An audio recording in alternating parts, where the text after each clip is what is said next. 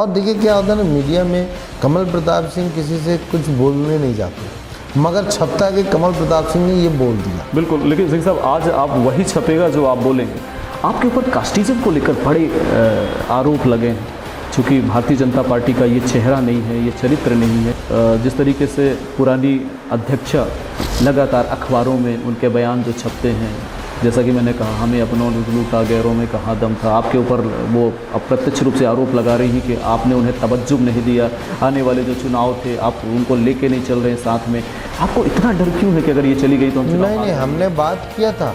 देखिए मैं आपको प्रकाश भाई एक बात बताऊं, कांग्रेस तो कहती है कि जहां आपका बहुमत नहीं होता है आप पार्षदों को खरीद कर अध्यक्ष बना लेते हैं। जो पुरानी अध्यक्ष हैं, हम देख रहे हैं कि इस पूरे प्रचार प्रसार में वो एकदम बैकफुट पे खड़ी हुई हैं और अपना दर्द बयां कर रही हैं, तो हमें अपनों तो लूटा गौरव। नहीं, वो दर्द नहीं बयान कर रही। क्या देखिए, थोड़ा बहुत तो राजनीति में एक इच्छा रहती है कि हमें वो करना, मगर भारतीय जनता पार्टी परिवार बेस्ड पार्टी नहीं। मुख्यमंत्री जी आए थे, सबको उम्मीद थी कि नगर निगम की बात करेंगे, कुछ और नई बात करेंगे। मुख्यमंत्री जी आके यहाँ पे राष्ट्रीय स्तर की बात कर रहे हैं, इंटरनेशनल लेवल की बात कर रहे हैं। जनता ये कह रही है, कांग्रेस ये आरोप लगा रही है कि मुख्यमंत्री जी के पास अब कुछ बचा नहीं है, इसलिए वो बड़े बड़े मुद्दे उठा रहे हैं। नगरीय निकाय के जो मुद्दे उनको अब देखिए, कांग्रेस के पास कमलनाथ जी बचे हुए हैं। हिस्ट्री सीटर, जिला बदर व्यक्ति को आपने उपाध्यक्ष बना दिया, मतलब क्या? नहीं, मैंने अभी कुछ पेपर वालों का मैंने पढ़ा कि वो हिस्ट्री सीटर हैं और ये सीटर हैं।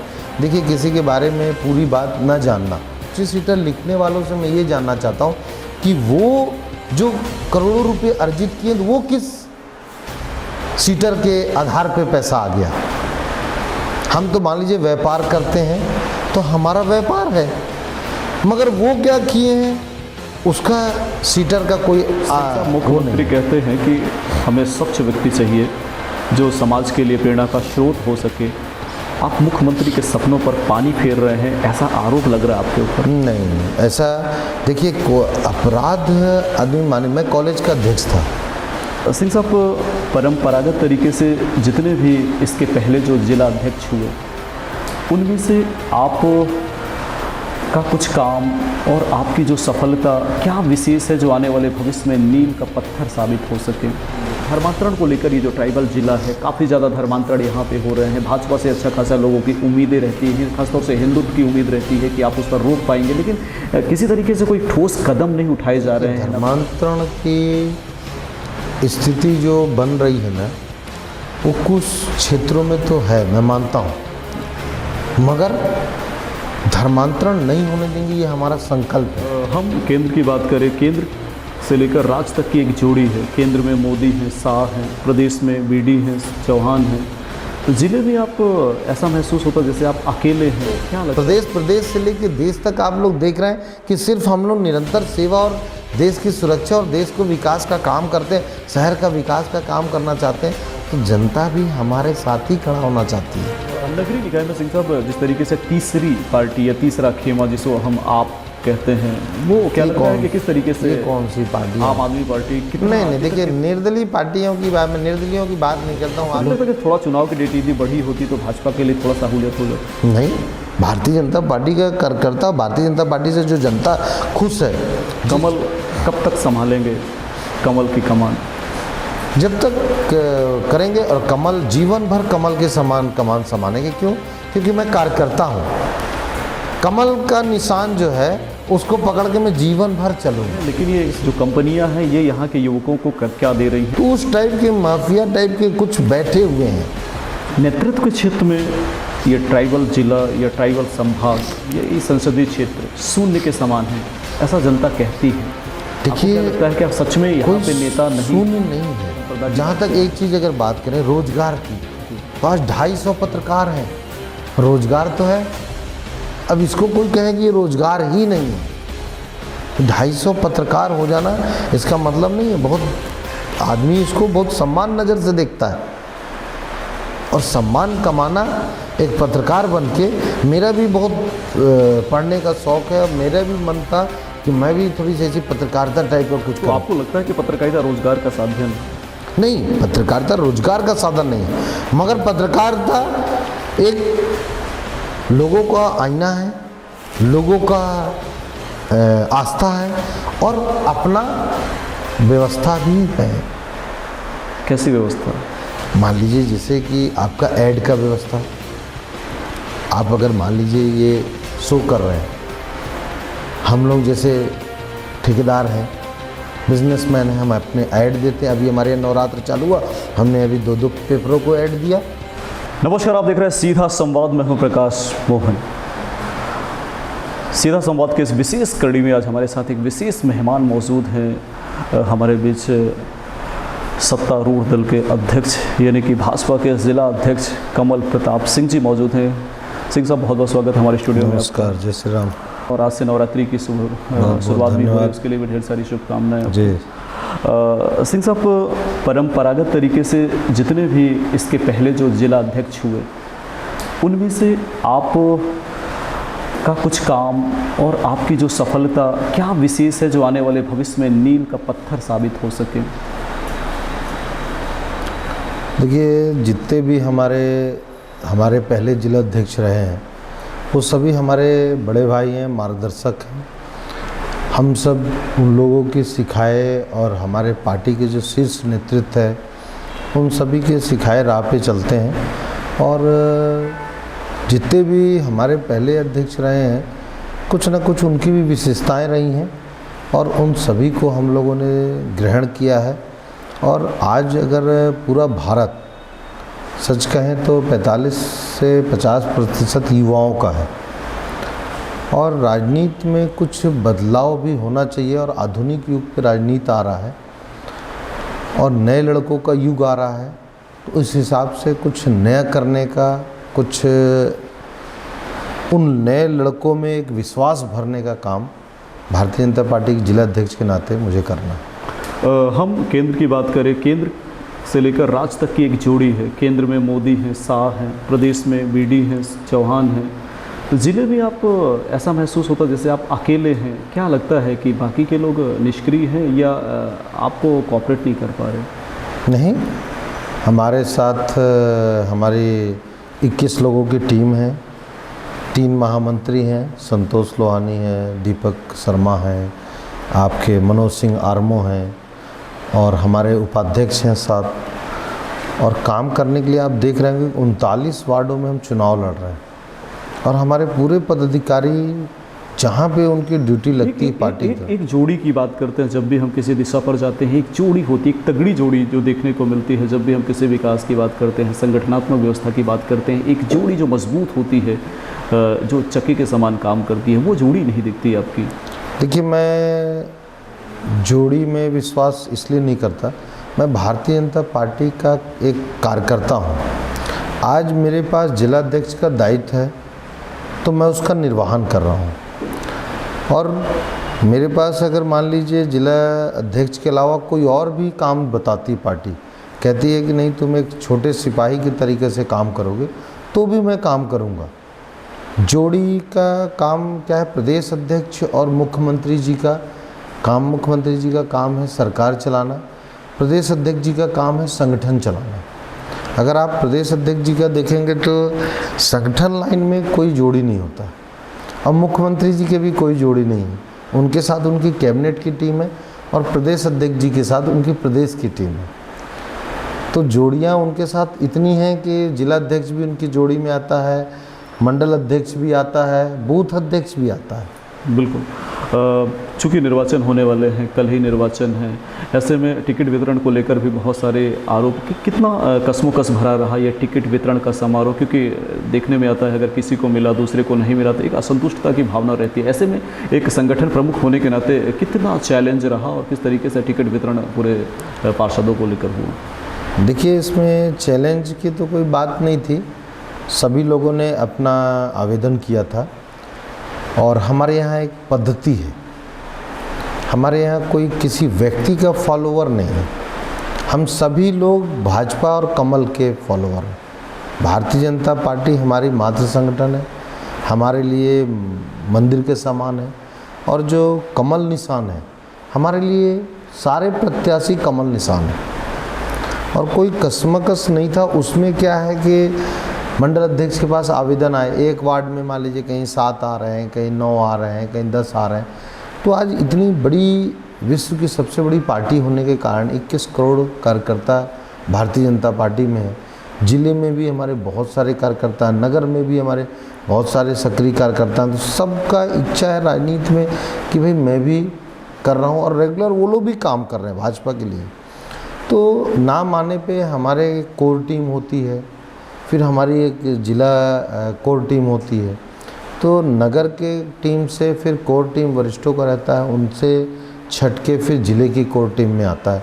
और बाकायदे हम लोगों को उसमें कम से कम अगर उस प्रक्रिया को देखें तो 30 लोगों के 40 लोगों के बीच में छट के आता है। सिंह साहब, लेकिन एक चीज़ निकल के आई है, आपके जो प्रवक्ता हैं, जो प्रमुख प्रवक्ता हैं, कुछ ऐसे अच्छे कार्यकर्ता हैं, वो निर्दलीय मैदान पे उतर गए, आप उनको नहीं मना पाए। और वहीं अगर दूसरी बात करें तो हमने देखा है कि दूसरे वार्ड के व्यक्ति को दूसरे वार्ड का टिकट देना, ऐसे में अच्छा खासा लोगों में जो आपके कार्यकर्ता उनमें असंतोष है। और यदि असंतोष है तो ये असंतोष जायज़ क्यों नहीं? देखिए, आपने देखा होगा कि दूसरे वार्डों की बात करें हम लोग, तो जो हमारे वरिष्ठ हैं, जो हमारे भाजपा के कार्यकर्ता हैं, एक एक वार्ड में हमारे पास 100-100 कार्यकर्ता हैं, 50-50 कार्यकर्ता हैं। मगर एक दो कार्यकर्ता नाराज़ हो जाता है, उसमें से कई वार्डों में 4-4, 5-5 लोगों ने भरा था। कहीं कहीं हमारे एक ही असंतुष्ट आदमी लड़ रहा है आज की डेट में भारतीय जनता पार्टी का, 4 लोगों ने निकाल लिया। देखिए, ये तो प्रक्रिया है, और जहाँ तक जीतने वाले की चांसेस रहती है तो आदमी ज़्यादातर कोशिश करता है कि उनको मिले। लेकिन आपके अपने लोग तो ये कहते हैं कि जो वार्ड का व्यक्ति है, जो भारतीय जनता पार्टी का एक कर्मठ कार्यकर्ता है, उसे टिकट ना देके दूसरे वार्ड के व्यक्ति को लेके आना, ये कैसे जीतने की कैसे संभावना जता रहे हैं? जनरल कास्ट के सीट पे क्या हो रहा था कि देखिए, बहुत सारे वार्ड जो हैं हमारे इस बार बहुत दावेदार हो गए थे अध्यक्ष के उसके लिए भी, और बहुत सारे लोग लड़ना भी चाहते थे। अब ओबीसी आप देखिए तो ओबीसी 9 वार्ड तो पहले से आरक्षित था, फिर उसके बाद 2 और आ गए तो 11 लोग हो गए। तो फिर जनरल को हम आखिर देंगे कैसे? और जनरल जब चाह रहा है तो उनको भी तो देना है। और जनरल हमारा वरिष्ठ है, पहले से पार्षद भी है और अच्छा कार्यकर्ता भी है, और वार्ड में उसने अपने वार्ड में एक छाप छोड़ी हुई है। सबसे ज़्यादा प्रधानमंत्री आवास देखिए, सबसे ज़्यादा शौचालय देखिए, सबसे ज़्यादा जननी योजना देखिए, लाडली लक्ष्मी, ये सभी हमारे पार्षद लोग करते हैं। तो उनके मापदंड पे जो हमारे वरिष्ठ लोग 17-20 लोग बैठे, उन्होंने उस पूरे मापदंड को तय किया। सिंह साहब, आपको नहीं लगता कि जिस तरीके से पार्षद के टिकट को लेकर आपको इतनी उलझने रही, इतना अपने आप में सामंजस्य बनाना पड़ा, संगठन में सामंजस्य बनाना पड़ा, कार्यकर्ताओं के बीच सामंजस्य बनाना, जो आने वाला अध्यक्ष है नगरीय निकाय का जब ये गठन करेंगे आप, उस समय भी काफ़ी उम्मीदवार, जैसा कि आपने कहा भी कि अध्यक्ष के अभी से उम्मीदवार हैं, इतने सारे उम्मीदवार हैं, आप कैसे मैनेज कर, कैसे कार्यकारिणी का गठन नगर निकाय? नहीं, देखिए, भाजपा में बहुत ज़्यादा इसकी खींचतान नहीं होती है। हम लोग सीधा एक पद्धति पे चलते हैं और एक नियम के अनुसार चलते हैं, और हम लोगों का नियम, मर्यादा, सेवा, इसका एक उदाहरण है भारतीय जनता पार्टी। कांग्रेस तो कहती है कि जहां आपका बहुमत नहीं होता है आप पार्षदों को खरीद कर अध्यक्ष बना लेते हैं। नहीं, आप कांग्रेस अगर कहीं पे बोल दे कि उसके पार्षद हमारे तरफ आए हो, हाँ, निर्दलीय को वो अपना नहीं कह सकते। निर्दलीय भी हमारे पास उनकी सक्रिय सदस्यता का भी रसीद है, मगर उनके पास निर्दलियों को सक्रिय सदस्यता का रसीद नहीं है। हमारे सक्रिय सदस्य के लोग नाराज होके लड़ गए और फिर वो निर्दलीय हो गए, और वो भारतीय जनता पार्टी को सहज स्वीकार। आज भी कितने ऐसे पार्षद हैं जो धनपुरी में जीते हुए हैं और हमारे शहडोल में प्रचार कर रहे हैं। अगर वो भारतीय जनता पार्टी का नहीं है तो रीति आके कैसे बता रहा है? यदि वो आपके होते तो आपके तरफ से लड़ाई लड़ते ना। लड़ाई मैंने क्या बताया कि कुछ लोग नाराज होके लड़ जाते हैं, तो लड़ जाने वाले को अगर वो जीत के बोलता है कि नहीं भैया हमको वापस आना है, तो भी लेने से कोई परहेज सिंह नहीं होना चाहिए। शहडोल की यदि बात करें, नगरीय निकाय की बात करें, तो जिस तरीके से लोगों में आक्रोश है, छोटी छोटी चीज़ों को लेकर आक्रोश है, 20 वर्षों से आप काबिज हैं सत्ता पे, ट्रिपल इंजन की सरकार आपकी चल रही है, लेकिन ये जो आखिरी वाला इंजन है, शहर की बात करें, नगर की बात करें, अच्छा खासा लोगों में आक्रोश है। आपको क्या लगता है कि हम कहाँ पे चूक कर गए, कहाँ पे हमारी जो पुरानी नगर पालिका है वो काम नहीं कर पाई, जिसका खामियाजा हमको अभी भुगतना पड़ रहा है? अगर आप देखें कि 20 साल का अगर विकास देखें तो मेरे ख्याल से देखिए आप भी इसी ज़िले के हैं, और जहाँ तक मैं जानता हूँ आपका ब्लॉक है बगल में गोपारू। तो उस ज़माने में जब 2000 में सन 2001-2 में आप आते थे तो मुझे लगता है गोपारू से शहडोल आने में कुल 15 किलोमीटर का फासला लेकिन है। ये निर्माण नगर पालिका का नहीं था। नहीं, मैं क्या बता रहा हूँ, 15 किलोमीटर का फासला था, और 15 किलोमीटर के फासले को तय करने के लिए आपको 2 घंटे लग जाते थे। फिर आप जब शहर में घुसते थे तो आपने देखा होगा कि शहर में भी जब कांग्रेस की परिषद थी उस समय कभी आप शहर की कल्पना को करिए, कभी आंख बंद करके उस चित्र को देखिएगा। जब आप कॉलेज वॉलेज में स्कूल लाइफ में यहाँ पढ़ने आते थे तो उसकी चित्र देखिए और आज का चित्र देखिए। आप बाण गंगा का चित्र देखिए तो लगता है कि विवेकानंद परिसर ये इतना बड़ा स्वरूप शहडोल में हो सकता है। लेकिन लोगों को तो बड़े बड़े गड्ढे दिखते हैं। नहीं, देखिए गड्ढे का तो लोगों को सवाल इसलिए है कि बारिश हुआ, छोटा सा भी गड्ढा हो गया, उसको समस्या किसी को अगर बताना हो तो उस समस्याओं को ही बताएगा ना। अगर हमें छोटा सा घाव हुआ, निर्माण कार्य अगर करा रही है परिषद तो उस निर्माण कार्य को देखने का काम भी तो उन पार्षदों का है।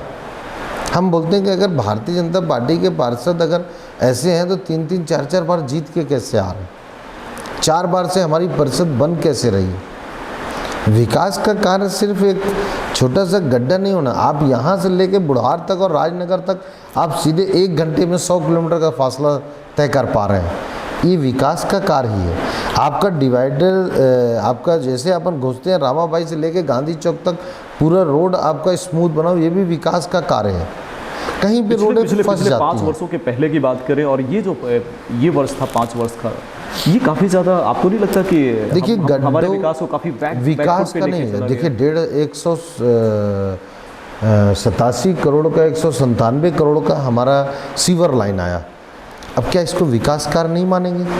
हर घर में गैस पाइपलाइन आ गया, इसको क्या विकास कार्य नहीं मानेंगे? सिंह साहब, जनता तो ये कह रही है, क्या इससे बड़ा दुर्भाग्य और क्या होगा कि जब इन गड्ढों पर लोग काल का ग्रास बन रहे हैं, लोगों की मौत हो जा रही है उन गड्ढों पर समाज सेवा, क्या आपको क्या लगता है कि देखिए दिखावा करना और बदनाम करने का अगर किसी को षड्यंत्र ही करना होगा तो षड्यंत्र के मापदंड नहीं होते, बहुत लंबा हाथ होता षड्यंत्र का और सच का बहुत छोटा हाथ होता है।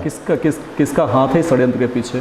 बहुत सारे ऐसे षड्यंत्रकारी लोग हैं जो अच्छा काम करने वालों को हमेशा, ये तो ऐसा तो देखिए शिवाजी, महाराणा प्रताप, लक्ष्मीबाई और आज माने तो हमारे देशभक्त थे भगत सिंह जी, सुखदेव जी, हमारे सुभाष चंद्र बोस जी, और आज मान लीजिए मोदी जी, अमित शाह जी और मुख्यमंत्री शिवराज जी और वी.डी. शर्मा जी, नड्डा जी, ऐसे लोगों के भी आक्रामक लोग पीछे पड़े हैं ना कि अच्छा काम ये कर कैसे ले रहे हैं। सिंह साहब, लेकिन यदि सच में विकास हुआ होता तो जो पुरानी अध्यक्ष हैं, हम देख रहे हैं कि इस पूरे प्रचार प्रसार में वो एकदम बैकफुट पे खड़ी हुई हैं और अपना दर्द बयां कर रही हैं, तो हमें अपनों तो लूटा गौरव। नहीं, वो दर्द नहीं बयान कर रही। क्या देखिए, थोड़ा बहुत तो राजनीति में एक इच्छा रहती है कि हमें वो करना, मगर भारतीय जनता पार्टी परिवार बेस्ड पार्टी नहीं।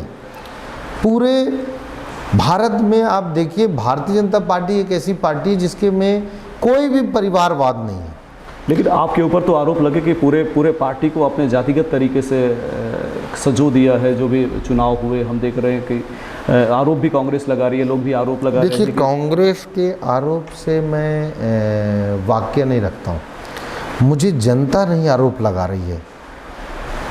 तो कांग्रेस की मैं आरोप से कुछ नहीं, जिसके कोई क्या कहते हैं कि उसका कोई विज़न नहीं है, जिस पार्टी का कोई सोच नहीं है, ना उनको किसी चीज़ का चिंता है, ऐसी पार्टियों का हम लोग नाम भी नहीं लेते और ना हम उनकी तरफ ध्यान देते हैं। क्यों? क्योंकि कांग्रेस क्या अगर कह आप रही ध्यान है? नहीं देते तो कांग्रेस मुक्त भारत का जो एक सपना है भाजपा का, कांग्रेस मुक्त भाजपा इसलिए करना है कि कांग्रेस मतलब करप्शन मुक्त करना है और कांग्रेस तो कह रही है भाजपा मीन्स भ्रष्टाचार ना। आप एक भी भ्रष्टाचार 14 से लेके 22 तक या 3 से लेके 22 तक का बता दीजिए। और आपको भ्रष्टाचार अगर देखना है तो पीछे से 2G 3G 4G 5G जीजा जी, ये कितने सारे ऐसे घोटाले हैं। पूरे कोरोना काल में देश में कांग्रेस हंसती है कि मोदी जी ताली पिटवा रहे हैं, थाली पिटवा रहे हैं। अरे ये एक बार भी नहीं तुमने ताली बजाया कि 2 वैक्सीनेशन लग गए पूरे भारत के सभी लोगों को, और यहाँ तक कि 18 साल से लेके 12 साल तक के बच्चों को, 15 साल के बच्चों तक को वैक्सीनेशन कर दिया। और जिस देश में पोलियो और मेरे ख्याल से चेचक के वैक्सीनेशन के लिए भी हमको विदेश की तरफ देखना पड़ता था, आज हम खुद वैक्सीनेशन निर्माण कर रहे हैं। वो क्या बताएंगे? उनको तो हर चीज़ में कमीशन दिखता है। आप देखिए कि इस मतलब इतनी भयावह स्थिति में इतनी महामारी फैली हुई थी कोरोना जैसी, फिर भी मोदी जी ने एक एक ज़िले में हॉस्पिटल में ऑक्सीजन प्लांट लगवा दिया, ऑक्सीजन बेड बन गए, आपके क्या कहते हैं बहुत सारी सुविधाएं अपन कहें। मुख्यमंत्री जी आए थे, सबको उम्मीद थी कि नगर निगम की बात करेंगे, कुछ और नई बात करेंगे। मुख्यमंत्री जी आके यहाँ पे राष्ट्रीय स्तर की बात कर रहे हैं, इंटरनेशनल लेवल की बात कर रहे हैं। जनता ये कह रही है, कांग्रेस ये आरोप लगा रही है कि मुख्यमंत्री जी के पास अब कुछ बचा नहीं है, इसलिए वो बड़े बड़े मुद्दे उठा रहे हैं। नगरीय निकाय के जो मुद्दे उनको अब देखिए, कांग्रेस के पास कमलनाथ जी बचे हुए हैं, सोनिया जी, राहुल जी और प्रियंका जी जैसे लोग बचे हुए हैं। अगर कांग्रेस बहुत सही होती ना तो कांग्रेस के जो मुख्यमंत्री हैं वो जैसे ही आते हैं तो पहले लाडली लक्ष्मी योजना बंद करते हैं, जनधन योजना बंद करते हैं, आपका गरीबों का जो मुख्यमंत्री जी वजीफ़ा दे रहे हैं उसको बंद करते हैं। झूठा आरोप युवाओं को लगाते हैं कि हम वादा देते हैं कि हम 6,000 रुपया आपको 4,000 रुपया मंथ देंगे। झूठा वादा देने का और लोगों का एक लाडली लक्ष्मी योजना वाली बच्ची को भाजपा और कांग्रेस से कोई मतलब नहीं है। वो तो एक सोच है मुख्यमंत्री जी का कि एक बच्ची के पैदा होने पे माँ बाप को ये ना लगे कि बच्ची हमारी बोझ है, बच्ची भी एक बालक की तरह खड़ी रहे और कंधे से कंधे अपने माँ बाप के साथ मिला के चले, उसके पढ़ने के, उसके शादी के, उसके विवाह के, उसके और चीज़ों के लिए कोई सोचना ना पड़े। उसके लिए आप लाडली लक्ष्मी बंद कर रहे हैं, आप जनधन योजना बंद कर रहे हो। क्या किसान का 6,000 रुपये इतना भारी लग रहा है? और आपको इंदौर में फिल्मी स्टारों को बुला के डांस अच्छे लग रहे हैं जो आप 6 करोड़ 7 करोड़ रुपये खर्च करते हो? इस बार काफ़ी उम्मीदें थी, मुख्यमंत्री जी आएंगे, कुछ घोषणा करेंगे, कुछ और नगर की बात करेंगे। सवाल ये है, अब देखिए, जैसे मुख्यमंत्री जी का अगर कहें, सच कहूँ तो शहडोल का सारा जिले के जितने भी लोग हैं वो मुख्यमंत्री जी को धन्यवाद करना चाहिए। आप मेडिकल कॉलेज देखिए, आप बताइए कि कोरोना काल में लोगों को जबलपुर में एडमिशन नहीं मिलता था, हॉस्पिटलों में, इंदौर में नहीं मिलता था, और वो शहडोल मेडिकल कॉलेज होने से हमको कितना लाभ हुआ। शहडोल छोड़ दीजिए, उमरिया जिला, अनूपपुर जिला, इवन छत्तीसगढ़ के मनेंद्रगढ़ और चिरमिरी तक के लोग यहाँ पे आए। इंजीनियरिंग कॉलेज, कभी हम आप भी पढ़े हैं प्रकाश जी, हम लोग यहाँ से इंदौर, भोपाल, ये सब जगहों पे देखते थे कि हम लोग भी जाएंगे यार, पढ़ के आएंगे। आज शहडोल के बच्चे इंजीनियरिंग कॉलेज में पढ़ रहे हैं, आज शहडोल के बच्चे मेडिकल कॉलेज में पढ़ रहे हैं, 10,000 बच्चे यूनिवर्सिटी में पढ़ रहे हैं। MBA जैसा कोर्स आ गया हमारे यहाँ फिशरीज जैसा कोर्स आ गया। ये सब क्या विकास का रहा नहीं है? CM ने इसको संभाग का दर्जा दिया, क्या ये विकास का चीज़ नहीं है? आज हमें रीवा नहीं जाना पड़ता कमिश्नरी के लिए, आज हमें IG या ADGP के लिए शिकायत करने के लिए हमको जबलपुर नहीं दौड़ना पड़ रहा, रीवा नहीं दौड़ना पड़ रहा। आपको क्या लगता है और कौन कौन से ऐसे विकास करने की ज़रूरत है इस क्षेत्र में? क्योंकि लगभग ये विकास तो 10 साल पहले ये विकास हो चुके थे। शहडोल में नहीं, 10 साल नहीं हुए। मेडिकल कॉलेज तो अभी देखिए 1.5 साल पहले 2 साल पहले आपका रेडी हुआ है। लेकिन नींव तो पड़ चुकी थी। देखिए अब ये बताइए, एक ज़िले को 400 करोड़ का मेडिकल कॉलेज मिले, 150 करोड़ का इंजीनियरिंग कॉलेज मिले, 60 करोड़ का यूनिवर्सिटी मिले, तो एक विकास का तो मापदंड है ना। प्लस आप ये मत देखिए कि बस यही भर विकास आ रहा। आप यहाँ पे एकलव्य स्कूल देखिए, आप यहाँ पे ट्राइबल स्कूल देखिए, यहाँ पे ITI के आप देखिए, 5-5 ITI हो चुके हैं हमारे ज़िले में। एकलव्य स्कूल और आपका खेल परिसर मिला के कम से कम 10 ऐसे 12 हमारे ज़िले में 30-30 करोड़ की बिल्डिंगें बन गई। आप ये रोड आपको जो क्या लगता है नगर निगम की आवश्यकता थी शहडोल को? हाँ, नगर निगम मुख्यमंत्री जी मिस कर गए। है ना, नगर निगम का है, मुख्यमंत्री जी का सपना भी है। और शहडोल के वासियों को मैं एक वादा देता हूँ कि शिवराज जी चौहान जैसे CM जितना शहडोल से प्यार करते हैं, उतना मेरे ख्याल से वो अपने बुधनी से नहीं इसी करते बात का तो जनता को दुख है कि इस बार आए थे शायद नहीं, उन्होंने बोला तो ग्रीन शहर बनाएंगे, हाईटेक शहर बनाएंगे। अब आप क्या सोचते हैं, हाईटेक शहर का मतलब क्या? स्मार्ट सिटी में अगर हमारा शहडोल आता है, इसको डेवलप करने की बात आती है, तो क्या नहीं आएगा? ये भी आएगा। CM साहब ने अगर बोल दिया तो शहडोल के लिए निश्चित है कि होगा ही होगा, क्योंकि वो अपने विधानसभा, अपने लोकसभा से ज़्यादा प्यार शहडोल के लोकसभा और विधानसभा से करते हैं। सिंह साहब, एक सवाल का जवाब अधूरा रह गया था। जिस तरीके से पुरानी अध्यक्षा लगातार अखबारों में उनके बयान जो छपते हैं, जैसा कि मैंने कहा, हमें अपनों ने लूटा, गैरों में कहाँ दम था। आपके ऊपर वो अप्रत्यक्ष रूप से आरोप लगा रही हैं कि आपने उन्हें तवज्जुह नहीं दिया, आने वाले जो चुनाव थे आप उनको लेके नहीं चल रहे हैं साथ में। आपको इतना डर क्यों है कि अगर ये चली गई तो हम चुनाव हार नहीं, जाएंगे? हमने बात किया था। देखिए, मैं आपको प्रकाश भाई एक बात बताऊं, उन्होंने मुझसे बताया कि मैंने ऐसा नहीं बोला। बहुत मीडिया वालों ने उनसे फ़ोन पे बात किया, मीडिया भाई लोगों ने फ़ोन पे बात, उन्होंने बोला कि देखिए क्या है कि हमारे वार्ड में टिकट जो मिला है वो हम जिसको चाहते थे उनको नहीं मिल के भारतीय जनता पार्टी के ही कार्यकर्ता को मिला। उन्होंने ऐसा बोला तो उन्होंने बोला कि भाई देखिए वहाँ से बहुत लोग बैठे थे, वो भी उसको टीम की मेंबर है, वो भी बैठी हुई थी। उन्होंने बाकायदे बोला कि मैं भी बैठी थी और बात हुआ। कुछ लोगों के मत ज़्यादा थे कि उनके वार्ड में भाई राजू नामदेव जी वरिष्ठ हैं, एक बार के पार्षद रह चुके हैं, OBC वार्ड है, तो उनका वार्ड है और वहीं के वो पार्षद रहे हैं, तो उनको दे दी। पहले राजन भारती जी को ये हुआ कि वो बोले नहीं, मैं बहुत वरिष्ठ हो चुका हूँ और मेरा स्वास्थ्य के कारण से मैं नहीं लड़ना चाहता। फिर उन लोगों ने, सभी लोगों ने बोला कि राजू नामदेव अच्छे हैं, तो उसमें उर्मिला जी भी बैठी थी और उन्होंने भी बाकायदे हामी भरी। और देखिए क्या होता है ना, मीडिया में कमल प्रताप सिंह किसी से कुछ बोलने नहीं जाते, मगर छपता कि कमल प्रताप सिंह ने ये बोल दिया। बिल्कुल, लेकिन सिंह साहब आज आप वही छपेगा जो आप बोलेंगे।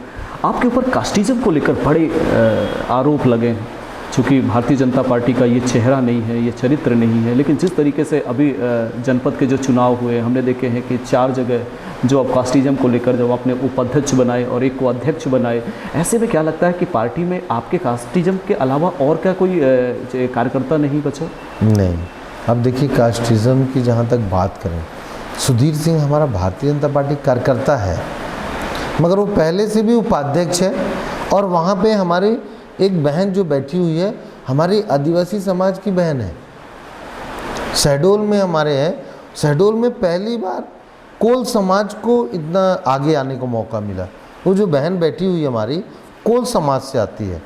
और शक्ति सिंह की जहाँ तक बात है, तो शक्ति सिंह के जैसे बोल रहे हैं कि ठाकुर होने के नाते शक्ति सिंह के ऊपर तो और ये सवाल बड़ा बहुत एक चर्चित सवाल है कि हिस्ट्री सीटर, जिला बदर व्यक्ति को आपने उपाध्यक्ष बना दिया, मतलब क्या? नहीं, मैंने अभी कुछ पेपर वालों का मैंने पढ़ा कि वो हिस्ट्री सीटर हैं और ये सीटर हैं। देखिए, किसी के बारे में पूरी बात न जानना, किसी के ऊपर एक भी सज़ा नहीं होना, किसी के ऊपर भी कोई बहुत बड़ा अपराध ना होना, किसी को जय श्री राम लिखने पे मुकदमा कायम हो जाए, किसी का गांव में सरपंची के चुनाव लड़ने पर मुकदमा कायम हो जाए और उस कायम अपराध को कोई कहे हिस्ट्री सीटर, तो मैं भी नहीं मानता। और हिस्ट्री सीटर लिखने वालों से मैं ये जानना चाहता हूँ कि वो जो करोड़ों रुपए अर्जित किए तो वो किस सीटर के आधार पे पैसा आ गया। हम तो मान लीजिए व्यापार करते हैं तो हमारा व्यापार है, मगर वो क्या किए हैं उसका सीटर का कोई मुख्यमंत्री कहते हैं कि हमें स्वच्छ व्यक्ति चाहिए जो समाज के लिए प्रेरणा का स्रोत हो सके। आप मुख्यमंत्री के सपनों पर पानी फेर रहे हैं, ऐसा आरोप लग रहा है आपके ऊपर। नहीं, ऐसा देखिए, अपराध आदमी माने, मैं कॉलेज का अध्यक्ष था, मेरे ऊपर एक मुकदमा कायम हो गया कॉलेज के अध्यक्ष के रहने पे ही चुनाव में, मैं अपराधी हो गया।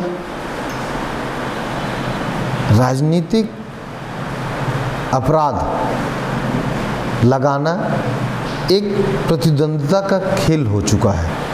भाई ये हमारे खिलाफ चुनाव लड़ रहे हैं, इसके खिलाफ झूठा मुकदमा कायम करा दो, ये हमारे खिलाफ ये कर रहे हैं, इसके खिलाफ वो मुकदमा कायम करा दो। और जहाँ तक हिस्ट्री सीटरों की बात है ना, हिस्ट्री सीटर का मतलब होता है कि जैसे अपराध, कोई बड़ा अपराध करे। जिला बदर हुआ था, जिला बदर, देखिए जब जिला बदर का भी मापदंड क्या होता है कि भाई पुलिस ने दे दिया मगर उसको कोर्ट ने खारिज कर दिया,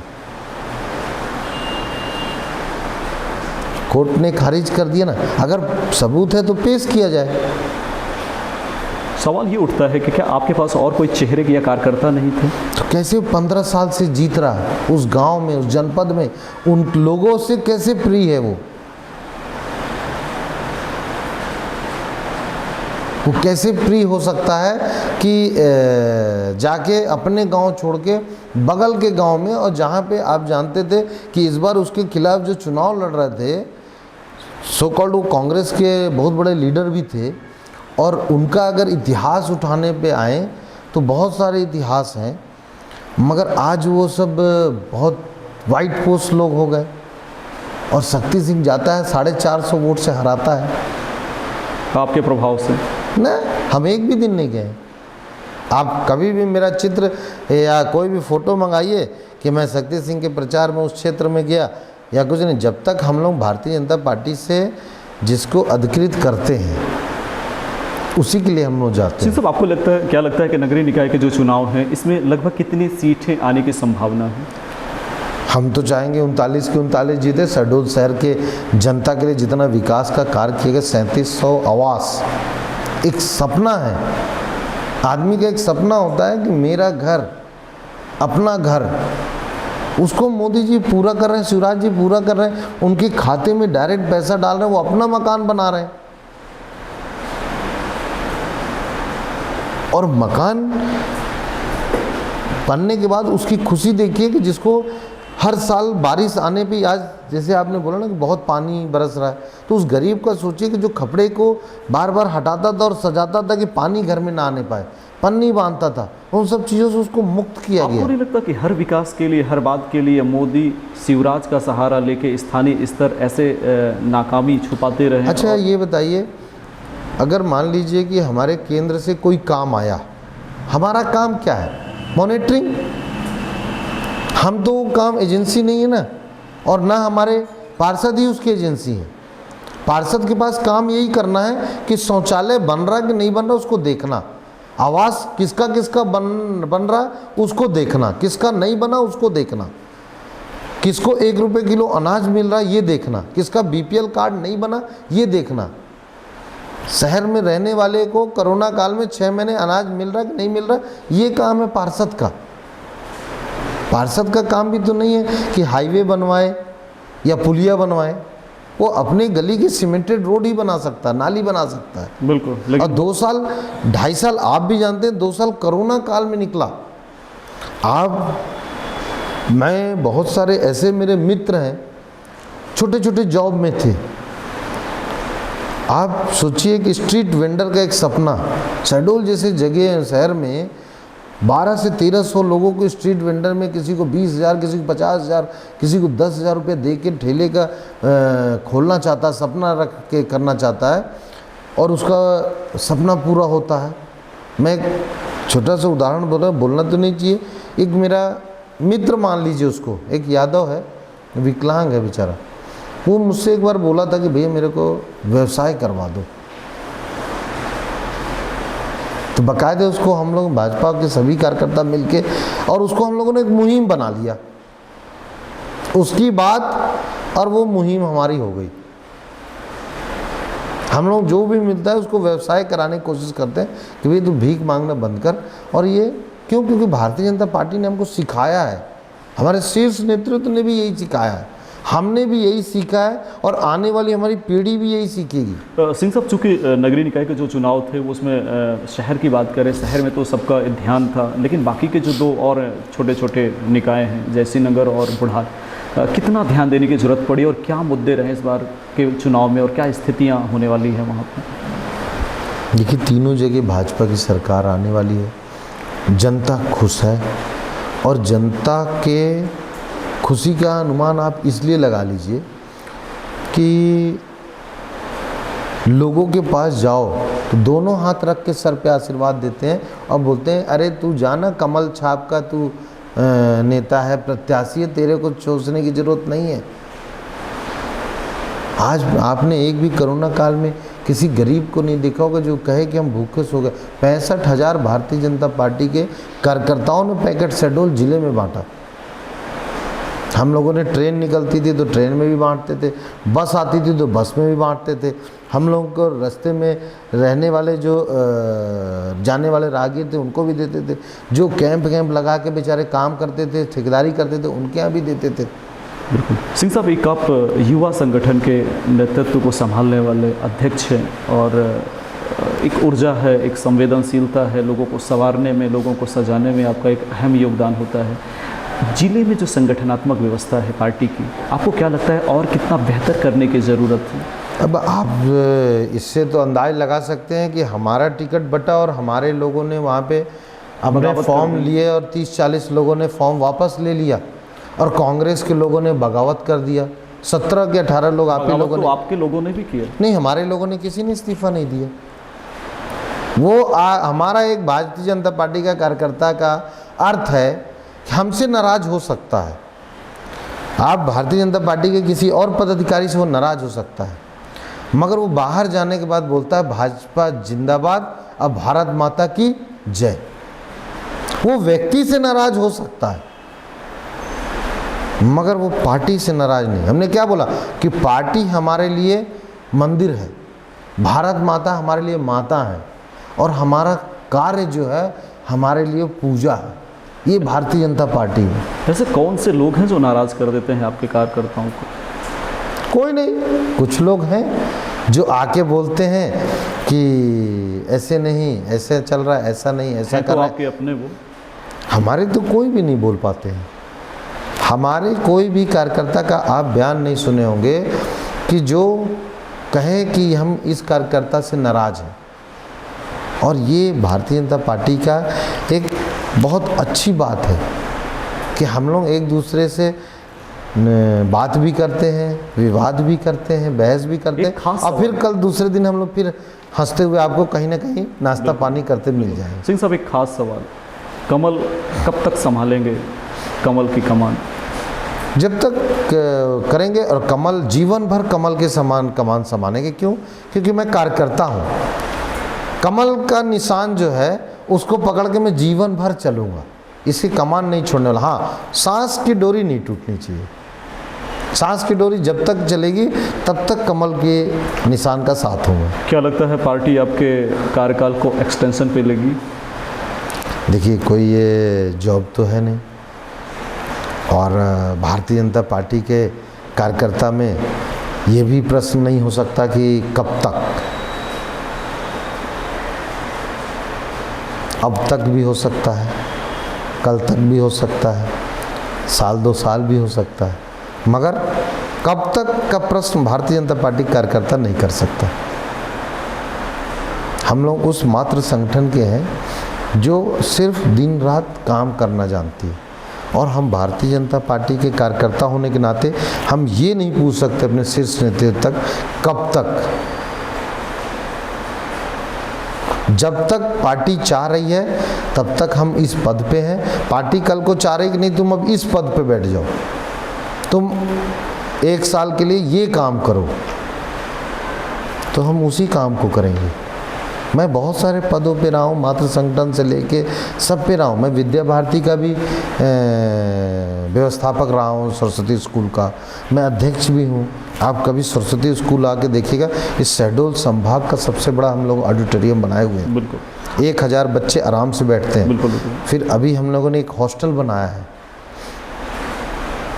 और पूरा मेरे अध्यक्ष और उसके, और कल को मेरे को मान लीजिए विद्या भारती कहते हैं कि अब आप नहीं दूसरे, हम लोग के इलेक्शन भी होता है, मगर वो कह देती है कि नहीं अब आप नहीं दूसरा, तो हमारा उस दिन खत्म। एक बड़ा संवेदनशील सवाल है, क्या संगठन का दायित्व केवल निर्वाचन कराने तक, अपने पार्टी को जिताने तक ही सीमित रह जाता है, या जीतने के बाद पार्टी के कार्यकर्ता या जो पदाधिकारी हैं या जिसका निर्वाचन होता है वो क्या काम करते हैं, क्या उसका पे हमारा ध्यान रहता है? और यदि हमारा ध्यान रहता है तो जो असंतोष हम देखने को मिल रहे हैं, और जिसका आप सीधा इसका अंदाज़ा लगा सकते हैं, जिस तरीके से सीएम साहब बड़े बड़े कार्यक्रम कर रहे हैं कि जनता की जो रुष्टता है उसको कैसे समाप्त किया जाए, आपको नहीं लगता कि यदि संगठन का पूरा ध्यान बाकी के जीते हुए निकायों पर रहे तो हम बेहतर कुछ काम कर सकते हैं?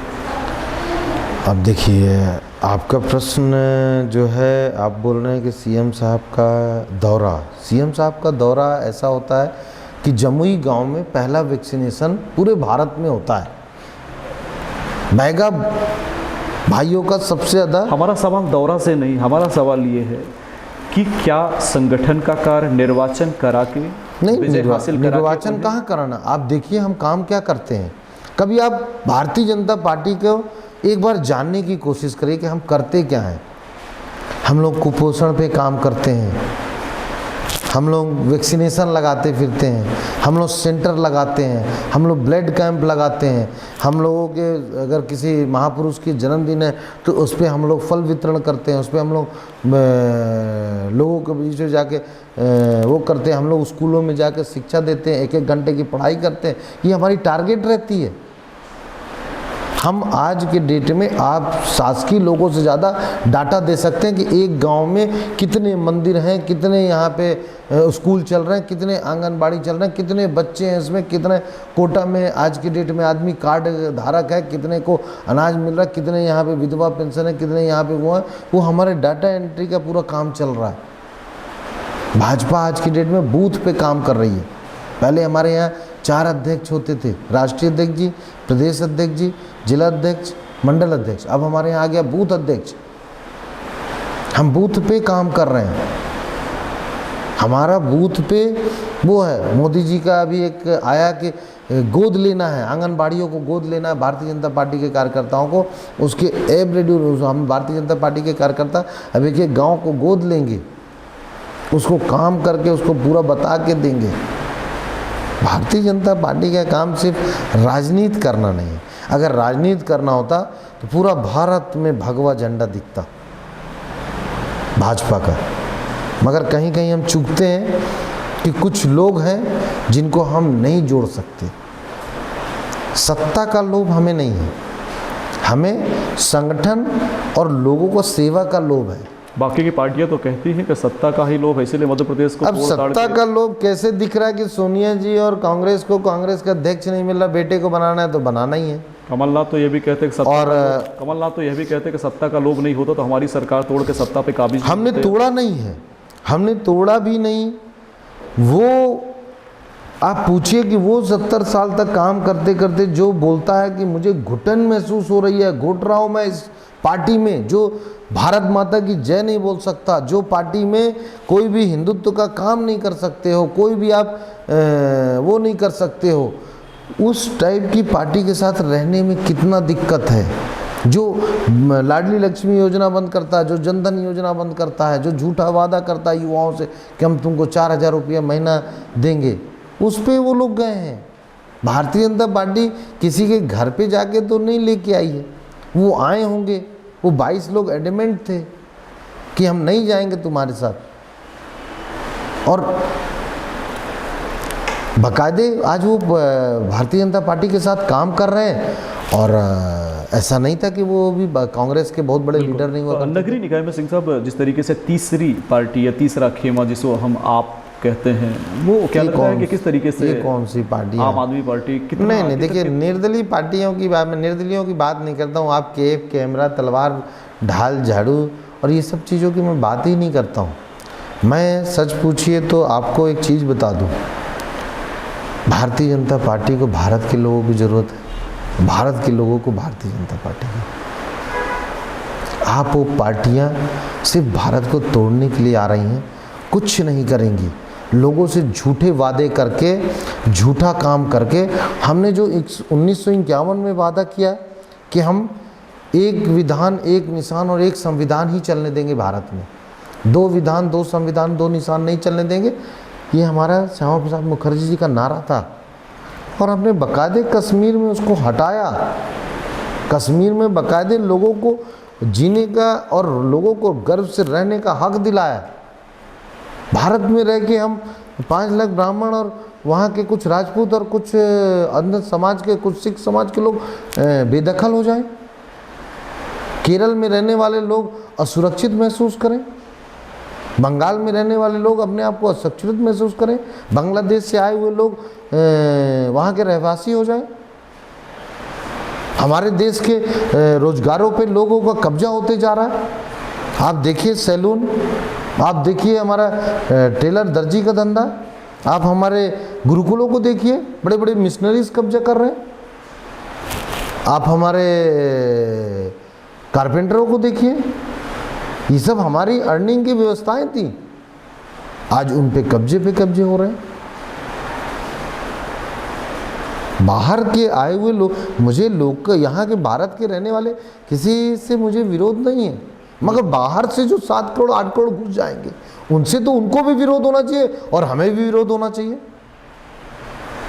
भाई वो 10 करोड़ लोग जो भारत में आके बस रहे हैं, छुप के रहने लग रहे हैं, कहीं कोई आके खुमचे वाले का व्यापार छीनता है, कोई कुछ का आके पंचर वाले का व्यापार छीनता है, कोई कहीं आके मिस्त्री का व्यापार छीनता है, तो अरे मेरा ही भारत का वो अंग है ना। बिल्कुल। सिंह साहब, आखिरी 2 सवाल। नेतृत्व के क्षेत्र में ये ट्राइबल जिला या ट्राइबल संभाग, ये संसदीय क्षेत्र शून्य के समान है, ऐसा जनता कहती है। देखिए, क्या लगता है कि आप सच में यहाँ पे नेता नहीं? शून्य नहीं है। आप ये कल्पना करिए कि राजेंद्र ग्राम से ट्राइबल भाई का बच्चा उठ के जाके दिल्ली में राजनीति करता है, लेकिन राजेंद्र ग्राम के लिए कुछ नहीं कर पाता। नहीं, ऐसा नहीं है। आज राजेंद्र ग्राम अमरकंटक बहुत अंतर है। मेरे सुना हूँ अपने पिताजी के मुंह से कि जब वो कभी लकड़ी के व्यवसाय करते थे, टाल था हम लोगों का, तो उसमें मेरे पिताजी बताते कि एक बार हम अमरकंटक गए थे, तो वहाँ पे एक कोई आश्रम है, वहाँ के बाबा पेड़ के नीचे बैठ के वो रहते थे। बोले बहुत आश्रम नहीं थे। आज ये सब विकास ही है कि अमरकंटक में आप जाइए, 4000 लोगों का कार्यक्रम करिए, 4000 लोगों को रहने का जगह है, पूरी सुविधाएँ हैं, सड़क है अमरकंटक तक जाने की, बिजली की व्यवस्था, लाइट की व्यवस्था, ये सारी चीज़ों को देखिए एक step by step Bharatiya Janata party पूरा करना चाहती है। आप सोचिए कि आज किसानी के आगे क्षेत्र में हम कितने आगे हो गए हैं। राजेंद्र ग्राम हो, पुष्पराजगढ़ हो, आपका अनूपपुर हो, शहडोल हो, जयसिंह नगर हो, आपका बिहारी हो, किसानों के पास अपने गले रखने को जगह नहीं है। सिंह साहब, विधानसभा के चुनाव आने वाले हैं, ऐसे में आपको लगता है कौन ऐसे नए चेहरे पार्टी ला सकती है विधानसभा में विधायकों के लिए? देखिए, हमारे लिए तो कमल बताया ना, हमारे लिए तो जो कमल निशान है ना, सारा चीज़ वही है। हम तो सीधे सीधे मानिए हम अंधे हैं और हमारे हाथ में कमल का पुष्प है, हम इसके अलावा कुछ देख ही नहीं सकते। हृदय में हमारे जो बसा हुआ है वो बस चुका है, और जो हमारे शीर्ष नेतृत्व कर रहा है हमारे लिए वो पत्थर की लकीर है। वो जो बोल रहे हैं, जो कर रहे हैं, सब भारत के हित में कर रहे हैं, हमारे आने वाली पीढ़ी के हित में कर रहे हैं। जैसे लोगों ने कहा ना कि व्यापार, मोदी जी ने कह दिया कि स्ट्रीट वेंडर भी, सड़क पे बेचने वाला जो आलू बंडा, समोसे, चाट ये सब भी बेचने वाले अच्छे से कमा सकते हैं। हकीकत है, पर डे वो 3,000 4,000 कमाता है, 2,000 भी कमाता है, और वो 60,000 रुपया और 1,00,000 रुपये तक कमाता है।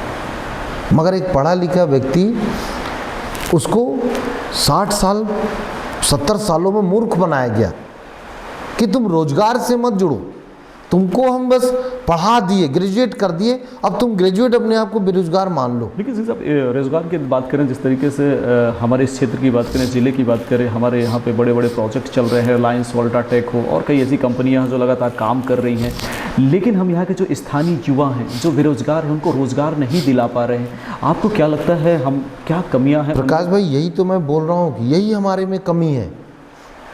मैं विश्वास नहीं मानेंगे, मेरा छोटा सा बच्चा है, 12th पढ़ता है, मैं कभी कभी उसको भी अपने ऑफिस में बैठाता हूँ। मेरे मित्र बोलते भी, अरे इसको क्यों बैठा है, नया सेट बना रहा है। मैं बोला, नया सेट नहीं बना रहा हूँ, इसको मैं सिखा रहा हूँ कि पढ़ाई ज्ञान के लिए होता है,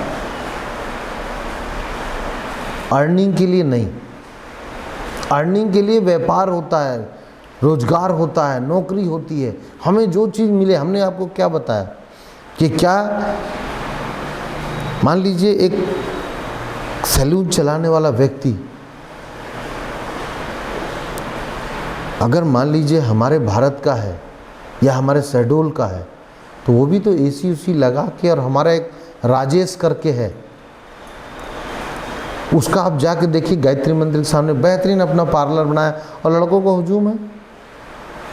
सवाल तो ये है सिंह साहब कि यहाँ की संपदा को लेकर, चाहे वन संपदा की बात करें, चाहे धरातल के, और जहाँ तक एक चीज़ अगर बात करें रोजगार की, तो आज 250 पत्रकार हैं, रोजगार तो है।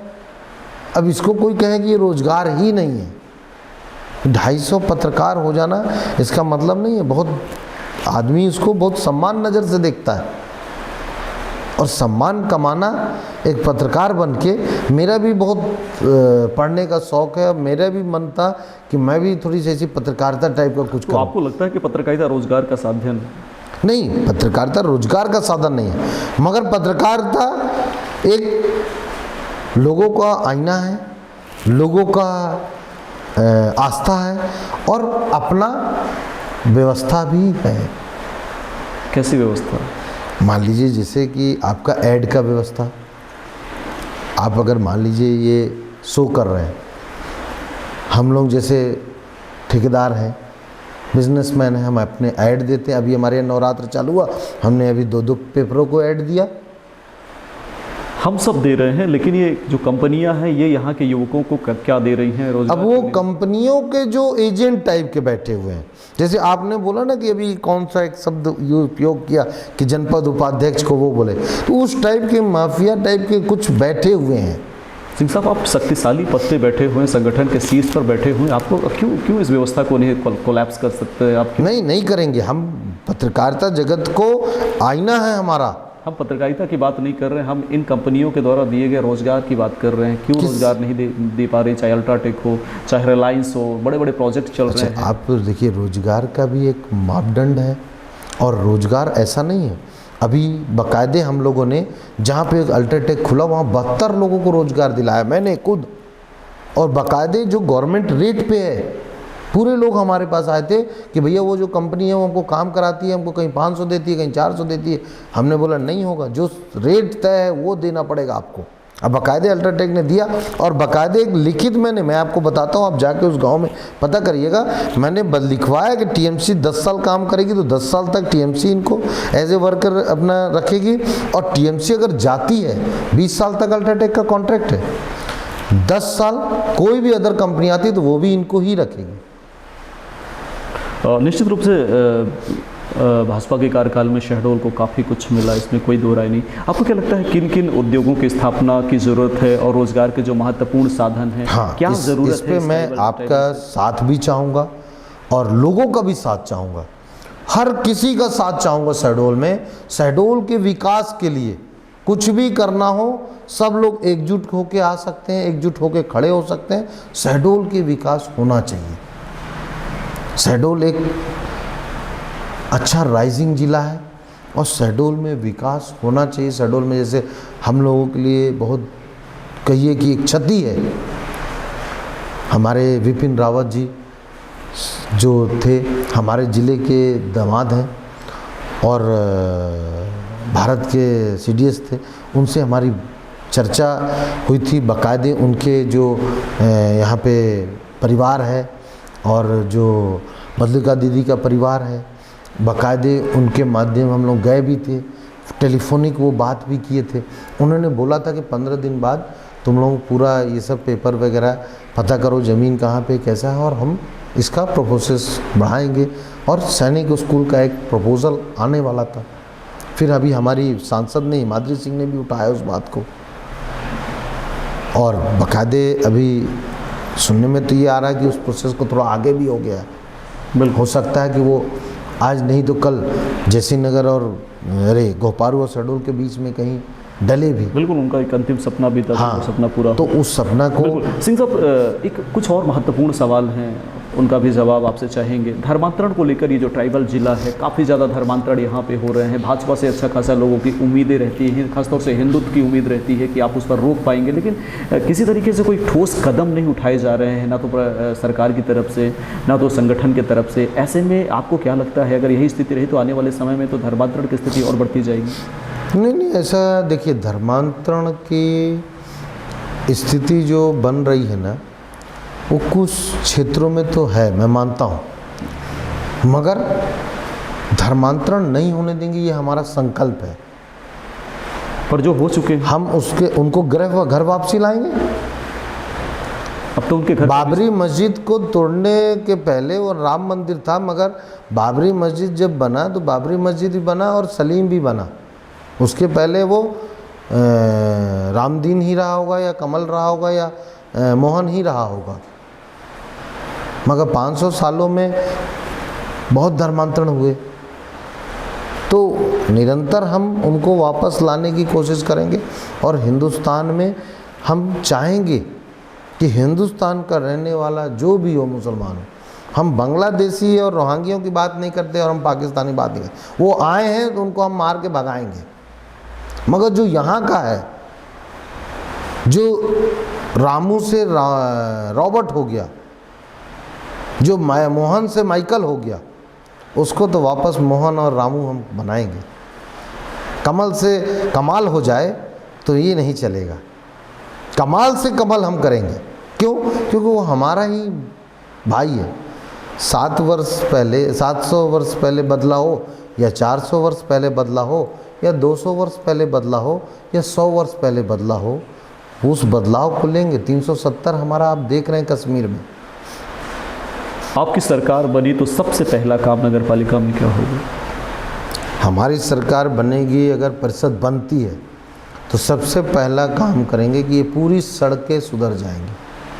और एक महीने, क्योंकि टेंडर लग चुके हैं, हम ये भी नहीं कहेंगे, पुरानी परिषद ने टेंडर कर दिया है, 154 करोड़ का टेंडर पड़ा हुआ है, मगर चुनाव ऐसे आए और ऐसे आचार संहिता लगे कि उसका कुछ हुआ नहीं। 2.5 साल कोरोना में निकल गया। आपको नहीं लगता कि थोड़ा चुनाव की डेट यदि बढ़ी होती तो भाजपा के लिए थोड़ा सहूलियत हो जाती? नहीं, भारतीय जनता पार्टी का कार्यकर्ता, भारतीय जनता पार्टी से जो जनता खुश है, जिस जनता को भारतीय जनता पार्टी पे विश्वास है, नगर से गांव से शहर से प्रदेश से लेकर देश तक आप लोग देख रहे हैं कि सिर्फ हम लोग निरंतर सेवा और देश की सुरक्षा और देश को विकास का काम करते हैं, शहर का विकास का काम करना चाहते हैं, तो जनता भी हमारे साथ ही खड़ा होना चाहती है। आप क्या मानते हैं कि आज मेडिकल कॉलेज आया, मेडिकल कॉलेज से 2000 लोगों को रोजगार नहीं मिला? क्या इंजीनियरिंग कॉलेज आया तो इंजीनियरिंग कॉलेज से 500, 200, 300 लोगों को रोज़गार नहीं मिला? वहाँ की ज़मीनों की वैल्यू बढ़ी, वहाँ पे मार्केट बनने लगे। आप कुदरी चांपा में देखते हो कि पहले दुकानें नहीं थी, आज लाइन से किराए के मकान और दुकानें बनने लगी। आप छतवई तरफ जाइए तो लोगों की दुकान और पेट्रोल पंप 2-2, 3-3 खुल गए। ये विकास के मापदंड यही है। जैसे मुख्यमंत्री जी ने घोषणा किया कि नए बस स्टैंड और 1000 लोगों का ऑडिटोरियम बनाएंगे, हम व्यापार हब बनाएंगे। आप क्या सोचते हैं, व्यापार हब अगर बनता है शहडोल में तो स्मार्ट शहर का एक लुक होगा कि हमारे शहर में भी स्मार्ट हब होगा। प्राइवेट आदमी बड़ी बड़ी दुकानें बनाना चाहता है, और अगर शासकीय बन रहा है तो उसको विकास नहीं मानेंगे। क्या जितने भी अभी एमएलबी के पास ये सब दुकानें बने तो क्या ये व्यापारी नहीं काम करेंगे? इसमें लड़कों को रोजगार नहीं मिलेगा? बिल्कुल। फिर इसमें जो वर्कर काम करेंगे उन दुकानदारों को शोरूम के साथ उनको भी रोजगार मिलेगा? बिल्कुल बिल्कुल। तो भाजपा को भारत की ज़रूरत और भारत को भाजपा की ज़रूरत, फिलहाल कमल को कमल प्रताप की ज़रूरत। कुछ इन्हीं संवाद के साथ हमारे स्टूडियो में आने के लिए, हमसे बातचीत करने के लिए कमल प्रताप जी को बहुत बहुत धन्यवाद। सभी शहडोल वासियों को मेरा प्रणाम। जय श्री राम, भारत माता की जय। एक बार पुनः हमारे स्टूडियो में आने के लिए बहुत बहुत धन्यवाद। Thank you so much.